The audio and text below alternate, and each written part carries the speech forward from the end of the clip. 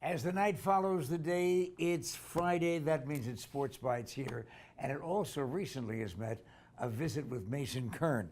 And Mason, radio guy, where? It's NBC Sports Radio on Sundays 7:30 to 8 a.m. Most important for them to let you come down here. We got to at least let them know, right? Yeah, exactly. There you go. I appreciate that. Okay, so much to talk about, so little time, particularly when you're talking about an overlapping period of time during the season right now. Because, you know, football hasn't started and the NBA season is in the playoffs, but there's so much talk going on about all of them. No more talk about any sport in town than the Diamondbacks.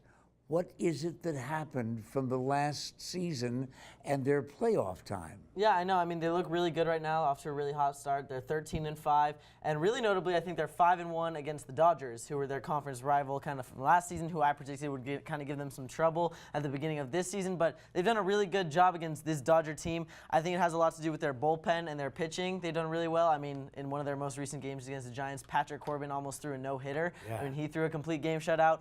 And then, I mean, their bullpen, I mean, Archie Bradley, Brad Boxberg, those guys are really doing well. Obviously, you have Paul Goldschmidt, who's kind of a perennial NL MVP candidate. And then David Peralta leading off. He's kind of leading the team in batting average right now. So I think overall they're just being really consistent. And this Diamondbacks team is really looking pretty scary, and I'm sure a lot of the MLB teams are kind of nervous to play them right now. But so far, they've also been able to overcome the injuries, and they've had a couple of serious ones. Yeah, I mean, Taijuan Walker just went down with an apparent UCL injury. They don't know if it's a tear or whatnot, but could be Tommy John surgery. It could be, yeah, and they're kind of preparing for that. Also with, both Shelby Miller is out as well. They don't know if he's going to be able to come back until kind of May. He had Tommy John's as well. So both of those two guys down, I mean, that's a big hit to their pitching. But, I mean, I think they have the bullpen necessary to kind of bounce back from that and still remain consistent throughout the rest of this season. And Souza is apparently on the way back. Yeah, I mean, he's definitely, like I said, a good. I mean, we've talked about this before. Steven Souza, a great pickup in the offseason, so hopefully he'll be able to kind of come off the injury list pretty soon. Okay, let's talk hoops.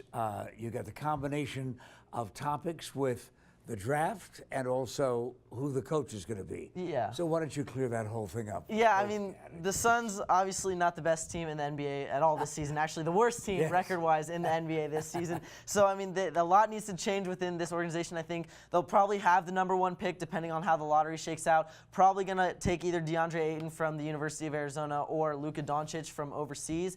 Either of those guys would be a great fit. I mean, Ayton already has kind of said he'd want to play for Phoenix because, like I said, he played at the University of Arizona. I think it'd be a good fit. Mason, you said probably. They're probably going to have the #1 pick. They never get the #1. I mean, yeah, it kind of shakes out depending on how the lottery goes, but they did have the worst record in the league this year, 21-61. The percentages should be on their side. Yeah, exactly, this year. And then in what terms about of the coach? Yeah, in terms of coaching, they just had an interview with former Hawks coach Mike Budenholzer. Apparently, he's pulled out of consideration he said, don't bother, I'm not interested. I'm not interested, so he's out. So I kind of look toward former Memphis Grizzlies coach David Fizdale, Jay Triano, who obviously was the interim this year, but I don't know if they're going to want to do that experiment again. Obviously, Earl Watson didn't work out.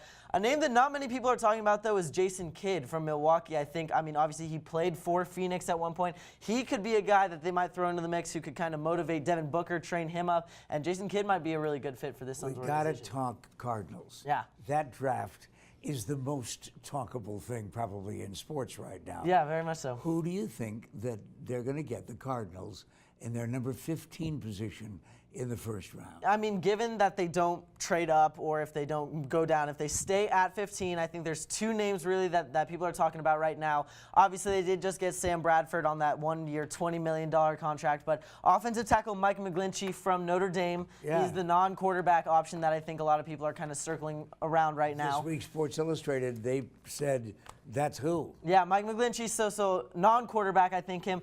But I realistically think they're going to want a backup quarterback, and I think Lamar Jackson from Louisville is the guy that this Arizona Cardinals team is going to want to lead them into the future. Exciting times. That's why we call it Bites, not just any bites, but Sports Bites. Mason Kern, thank you so much.